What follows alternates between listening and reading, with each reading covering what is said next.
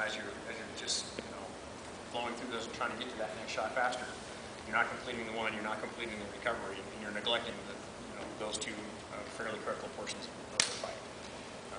The recovery is one of the things I'm always harping on people about that, because completing the recovery gives you better mechanics for each of your successive shots going out, and it also allows you the time you need to identify the next real target.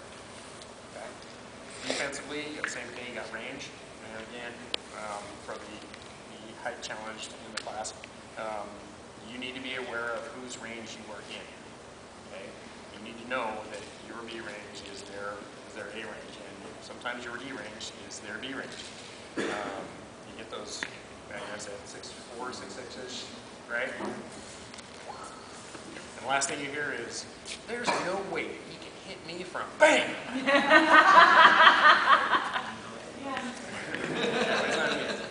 So defensively is range. You need to be aware of whose range you're in. Then it's blow recognition, what's coming at you.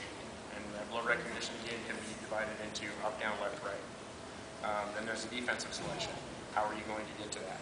How are you going to account for that?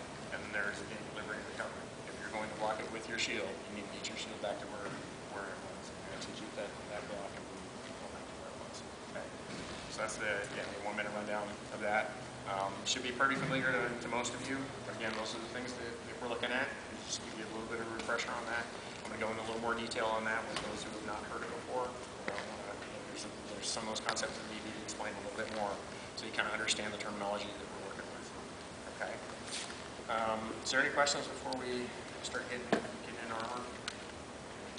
One of the things that I want to do as we kind of get armored up, I want to do some of the drills, and we'll do it a couple of times. I definitely want to do the compass drill and the 2-second drill. Those are some that you probably haven't done before. If we get time, we might be able to do some of the throw as you block and block as you throw. And I think most of you, everybody pretty familiar with those drills. Segan's done those a couple of times.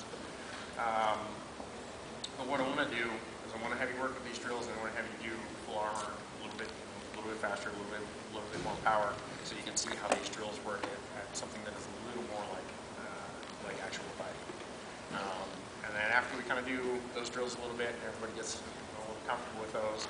I want to set up some evaluation. Probably have a line of chivalry on one side, line of my belt on the other side, like lines of 5, and just kind of have you guys kind of cycle through those. The point here is it's an evaluation. Fight the fight you have, not the fight you wish you had, and just get just try to from on the one side, you get an opportunity to try to evaluate to see what somebody is doing. And it's just kind of to see where we're at.